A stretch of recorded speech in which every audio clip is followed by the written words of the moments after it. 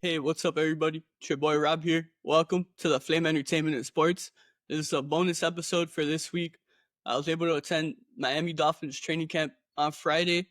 Want to give some thoughts, on some, players that stood out, some plays that stood out, and different things like that. So let's get into it. First off, I want to start off with a couple standout guys in a room, which is probably the weakest room going into the season because of a lack of experience, and that's a cornerback room.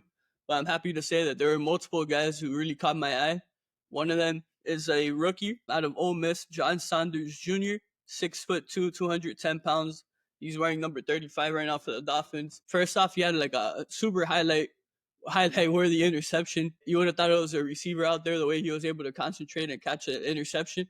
And something I loved about Saunders in general, from when the practice first started, before they started scrimmaging against each other, and they're just doing their own little drills by position. Saunders, his length and his height really stood out. He didn't really look like a corner. He really had, I would say, more of like maybe a safety type of look. He didn't really look like a typical corner, and that stood out. Obviously, at the end of the day, height, length, size, all that stuff. At the end of the day, it really means nothing if you don't know how to put it together on the field. But Saunders was able to do that. He very much stood out to me. I didn't really know much about him heading into training camp, on Friday, but I'm happy to say that once again, John Saunders Jr. He very much stood out. And another guy in the corner room, recently signed, and he's really made a name for himself already in his first week as a Miami Dolphin. Jack Jones, the fourth year corner.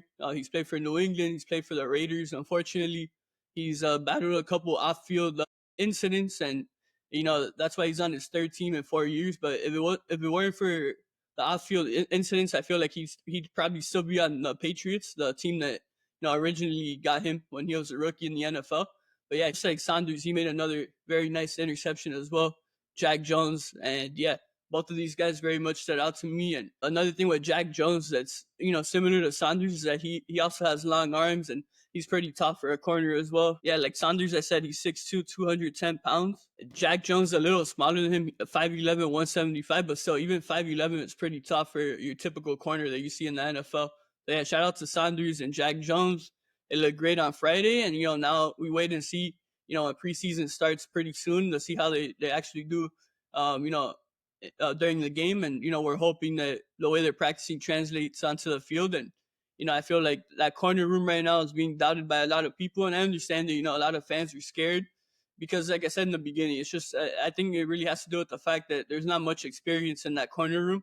It's a completely different corner room and defensive back room in general for the Dolphins going into this season. But something positive about this whole new corner room and defensive backs room in general for me is that it's a bunch of young guys, a bunch of hungry guys that have an extra chip on their shoulder. A lot of people have counted them out. Not a lot of people know their names, and they have the opportunity now to show the rest of the league that they belong, and to show the Miami Dolphins that this group of defensive backs is going to be better than the previous year. And honestly, I think we're better off having a new group this year. When you really look at last year, where they're good players, yeah, like a lot of big names, Jalen Ramsey, Javon Holland, Jordan Poyer, the list goes on. But at the end of the day, was the group really good? Not really. So, I'm excited for this new chapter of, cornerbacks and safeties here with the Miami Dolphins. And another guy I want to point out, since I'm talking about the DBs right now, Minkah Fitzpatrick, who, we recently got back from the Pittsburgh Steelers. It was amazing to see him out there on the field, to see him chatting with the coaches on the sidelines. And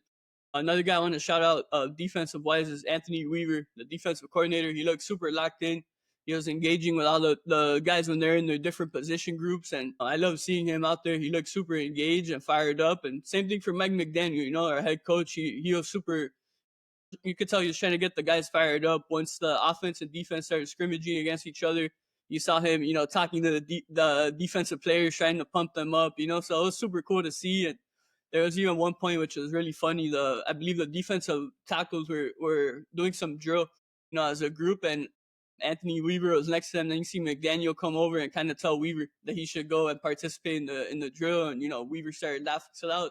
It's pretty cool to see. Cause at the end of the day, obviously, you want the seriousness. You want these guys to get better each day, be ready for the season, but you also want them to have some fun at the same time and not just be overly mentally like overworked, if that makes sense, So it's super cool to see the dynamic there. And we're hoping that, year 4 is the year that Mike McDaniel really takes a step up as a head coach. And I'm super excited to see what Anthony Weaver does in his second year as the defensive coordinator of the Dolphins.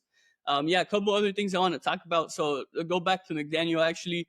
So there was a scenario when the offense and defense were scrimmaging against each other. The offense finally makes it into a red zone, and the first play that McDaniel calls, man, I could not believe it.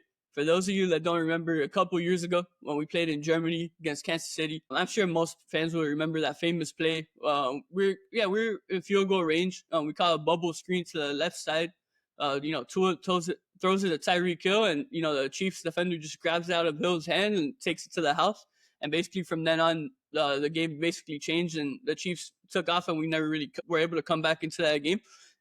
That same screen play is what McDaniel called today when the offense first got into the red zone, and it just gave me some pretty bad flashbacks of that Kansas City game. So I did not like to see it.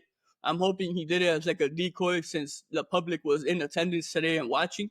I hope he does not go back to that play because it has not worked throughout his 3 years so far. And I'm hoping he's not relying on that play in year 4, especially when you look at our red zone offense last year, arguably the worst red zone offense in the league a year ago. And now you're going to be calling screens. I don't like that, but at the end of the day, it is what it is. And we just got to hope that Coach McDaniel and the staff and all the players, learn from their past mistakes and, come into the season with a better mindset and realize that if something doesn't work, they got to kind of change it up and have other plays just in case as backup options. Because at the end of the day, it's been 3 years. McDaniel's repeatedly called those screenplays.